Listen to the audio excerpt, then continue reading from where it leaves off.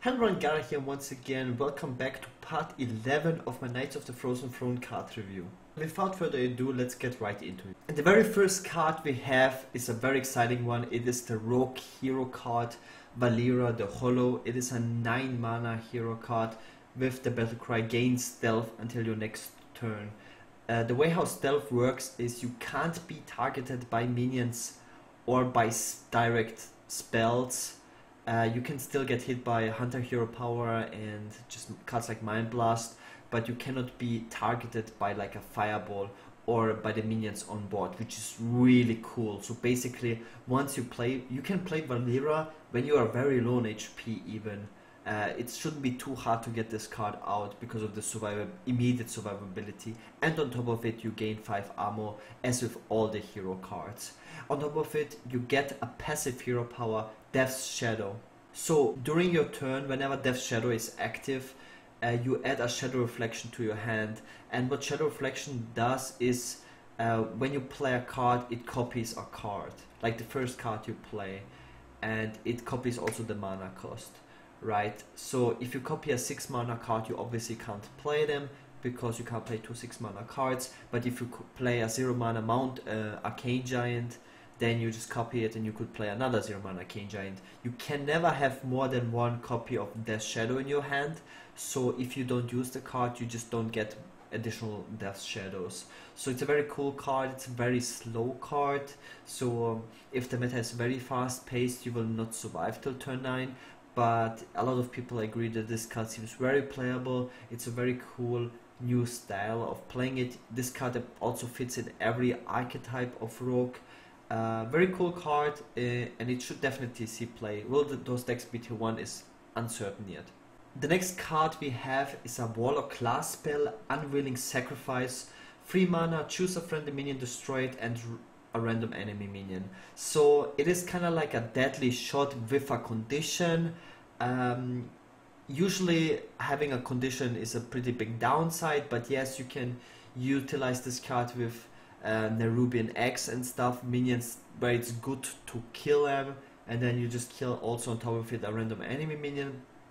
I personally don't think this card is very good. I would not be running this card in any of my decks. I think this is just slightly too weak. Warlock has already very good single target removal in terms of Siphon Soul and Blast Crystal Potion. I don't think that Warlock has to run this, like has the need to run a card like this. This card, maybe it will see like in a new version of Zoo where you wanna kill like activate the Dinosaur X and kill a minion from the opponent's field, like a slower version. I don't know. The card is not terrible. It is playable, but it doesn't seem too powerful. The next card we have is probably the strongest card in the set so far. It is a Druid spell for 10 mana, Ultimate Infestation. Deal 5 damage, draw 5 cards, gain 5 armor, summon a 5/5 ghoul. Even if you would remove one of these effects, except the draw 5 cards part, the card is still like probably the best card in the set. The fact that it does all these things together is just mind-blowing. This card is probably worth like 20 mana or something. Summoning a 5/5 ghoul is probably worth 4 mana. Gaining 5 armor maybe like 2 mana. Or 1 mana. Yeah, 1 mana actually. And then dealing 5 damage, which is kind of like a mini fireball. And then draw 5 cards, which is just like 8 mana or something. Just absolutely ridiculous card. The fact that this is a Druid class card, this is not difficult for a Druid to achieve, to play this card at some point, but it helps you come back on the board. It helps you, establish a board. It helps you draw your entire deck. This card is nuts for Jade Druid. All Jade Druid wants is just draw your entire deck and you will never lose late game. This card is so powerful. I don't know what to say. It's an incredibly powerful card and it will definitely see play. The next card we have is another Rogue card. It is the Rogue class legendary Lillian Voss. It is a 4 mana 4/5, so pretty good stats, Yeti-ish. Battlecry, replace spells in your hand with random spells from your opponent's class. So the card is not bad if you can make it work, right? You have the Razor Petals, Razor Volley. You can also run the Burgle Bully, and if you get additional coins, you can immediately transition them into actual value. which is cool. The problem with a card like this is you don't really want to replace your preparations and backstabs and your very valuable rogue spells, so I can imagine you would want to play this card and transform your bad spells, quote-unquote bad spells, into good spells. Like looking at the druid spell and then a card like this, what could happen is that they want to move Gadgets and Auctioneer into the Hall of Fame, and then they're giving us new cards that we are gonna play instead. I think that Auctioneer is still better than this, because you just sack your entire deck, make your Cane Giants very cheap, and this is usually what Rogue wants, and then you combine this with like a big One Cleave play, a big tempo play. It is a playable card. You would play this, kind of interferes with the Auctioneer plan, but if Auctioneer really moves to the Hall of Fame, then this card will probably see play in the new Miracle Rogue.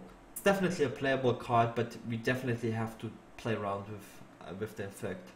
The next card we have is another Rogue card. It is a 4-mana 5/3 Runeforged Haunter. During your turn, your weapon doesn't lose durability. So the way how you utilize this is like, once you want to hit with your weapon that has, let's say, lifesteal or envenom on it, like poisonous to kill something, you play this, then you don't lose a charge, so you get immediate effect. And then the benefit is to have a 5/3 body for 4 mana.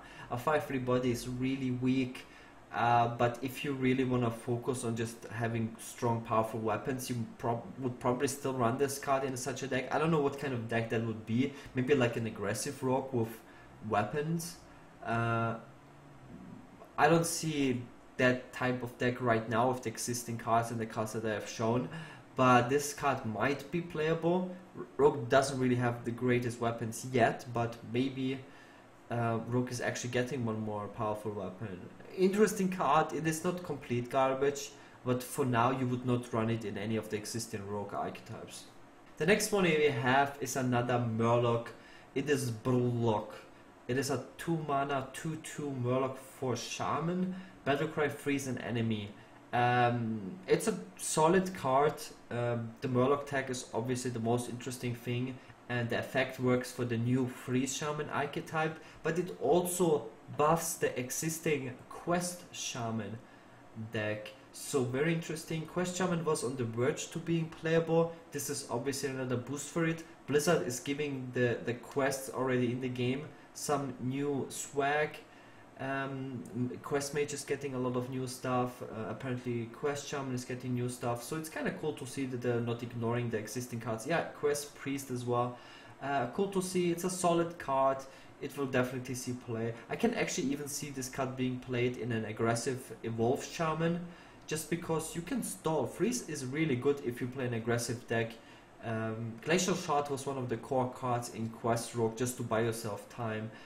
You play this, you freeze something, you buy yourself time, maybe you evolve it afterwards, and the coolest part is it is a Murloc, so it has synergy. Great, pretty cool card, will definitely see play in my opinion.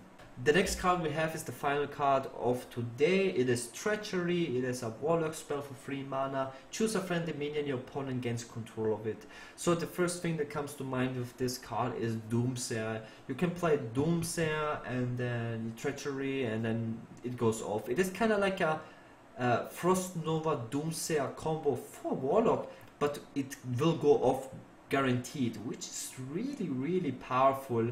The thing is with Warlock though, it has a lot of board clears. Like, you have the most board clears out of every class, and you're getting another insane board clear with the file. So I'm not sure if Warlock really needs this card. They're really pushing Control Warlock, which is a very cool thing. The main thing that Warlock really needs though is healing, and right now we have only seen the legendary that regenerates health, and that's about it. We haven't seen the Warlock Hero card yet, which is definitely a big deal. Interesting card, yes, it works with the Unstable Abomination, but these combos seem so iffy, wacky. I don't think they're really viable.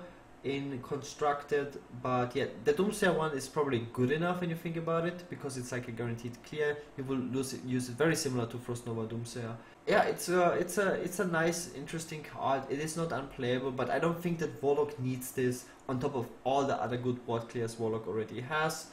That's my opinion on it. And that's it for today. Thank you guys so much for tuning in once again.